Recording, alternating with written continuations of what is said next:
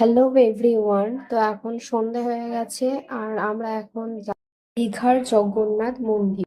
মন্দিরে ঢুকতেই আমাদের চেক করা হলো, আর তারপর আমরা ঢুকে গেলাম জগন্নাথ মন্দিরে। তো তারপর দেখো এরিয়াটা প্রচুর বড়, পার্কের মতো।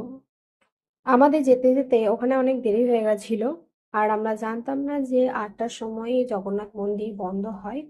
আর আমাদেরকে বলে দিল যে তাড়াতাড়ি যদি তোমরা না ঢুকতে পারো তাহলে মেন যে মন্দিরটা সেটা কিন্তু বন্ধ হয়ে যাবে। কিন্তু তাতেও আমরা দেখতে পেয়েছি, কিন্তু আমি ভিডিও করতে পারিনি কারণ ভিডিও করা ওখানে অ্যালাউ ছিল না। তার জন্য তোমাদের বাইরের কিছু ভিডিও আমি ক্যাপচার করেছি, সেগুলোই তোমাদেরকে দেখাচ্ছি। তো এখানেই আছে যে আসল মন্দিরটা, সেটা হচ্ছে এটাই। তো তারপর আমরা কিছু ছবি তুলে নিলাম, আর এই থেকে প্রসাদ দেওয়ার ব্যবস্থা ছিল, যে প্রসাদও খেয়েছি আমরা। আচ্ছা, এখানে একটা কথা তোমাদেরকে বলে দিই। আমি যে সেদিন আউটফিটটা ক্যারি করেছিলাম সেটা পুরোপুরি মিশো থেকে কেনা। তো তোমরা যদি লিঙ্ক চাও তাহলে বলতে পারো, আমি কিন্তু লিঙ্ক তো।